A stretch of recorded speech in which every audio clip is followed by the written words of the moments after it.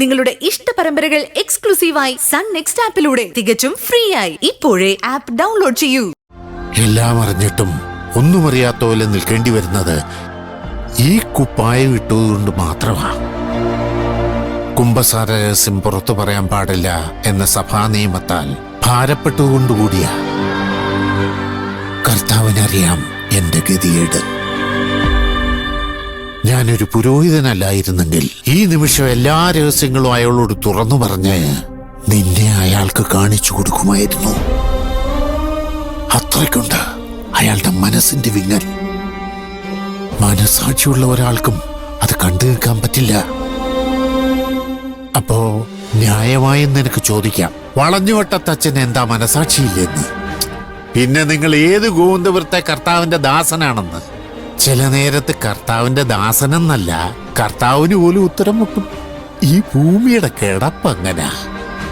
പാലിക്കേണ്ടത് പൊതുനിയമങ്ങളാണോ അതോ മനസ്സിന്റെ നിയമങ്ങളാണോ എന്നൊരു കൺഫ്യൂഷനിലാണ് ഒരുമാതിരിപ്പെട്ട മനുഷ്യരെല്ലാവരും.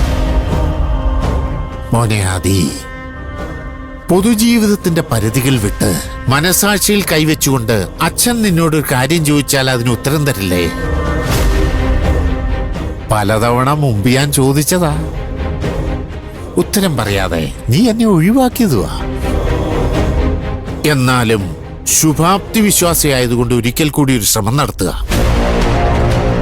പൂജ എവിടെ ഉണ്ടെന്ന് നീ എന്നോടെങ്കിലും ഒന്ന് പറയടാ.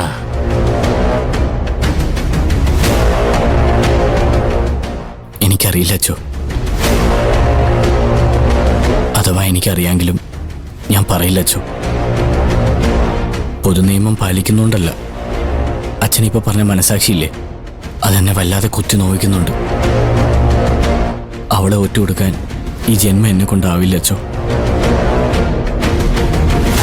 കുംഭസാരത്തിന്റെ പരിമിതിയൊന്നും എനിക്കില്ല. കൂട്ടിവെച്ച സ്വപ്നങ്ങളൊക്കെ അവളുടേതായതുകൊണ്ട് പറ്റുന്നില്ല അച്ചോ. ഒറ്റടിക്ക് കൈവിട്ട് കളയാൻ എന്നെ കൊണ്ട് പറ്റുന്നില്ല.